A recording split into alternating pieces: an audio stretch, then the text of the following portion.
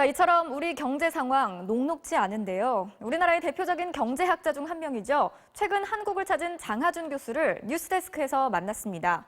한국 경제에 대한 냉철한 분석과 해법까지 많은 이야기를 쏟아냈는데요. 양효걸 기자가 정리했습니다. 한국 경제에 대해 냉정한 비판과 조언을 해온 장하준 영국 케임브리지대 교수. 지금 한국 경제에 대한 진단, 첫 마디는 위기였습니다. 20년간 누적된 구조적인 문제에서 비롯된 진짜 위기라는 겁니다.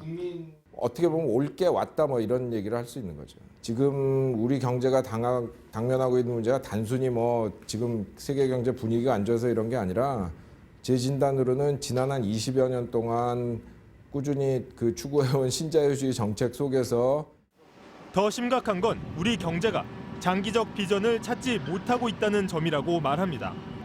전통 먹거리인 자동차 조선은 중국에 따라잡혔고 반도체 혼자 고군분투하고 있는 상황.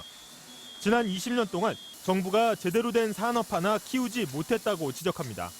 반도체 수출은 세계 1위인데 반도체 만드는 기계는 다 일본이나 독일에서 90%를 수입을 합니다. 그게 우리의 한계거든요. 거기에서 막힌 겁니다.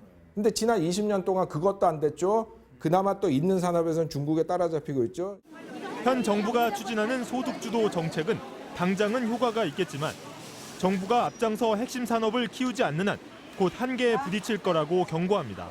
장기적으로 이 생산성으로 지탱이 안 되면은 안 되는 거죠. 그래서 지금 당장은 그런 방법이 유효하지만 결국은 투자가 잘 되고 좋은 일자리가 만들어지고 해법으로는 투자의 주체인 기업, 그중에서도 대기업의 역할을 강조했습니다.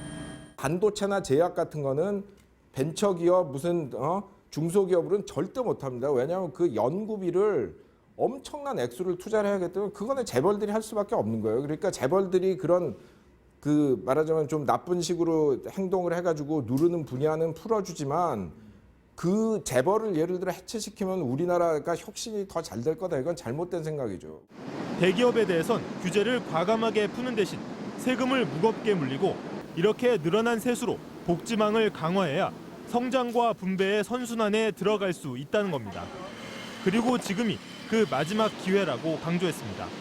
단기적으로는 재정 정책을 써가지고 이거를 지탱을 하되 빨리 이 계획을 만들어가지고 이걸 5년, 10년 두고 어떤 식으로 구조 조정을 해가지고 우리 경제를 활력을 되살릴 거냐 그 연구를 해야 되는 거죠. MBC 뉴스 양효걸입니다.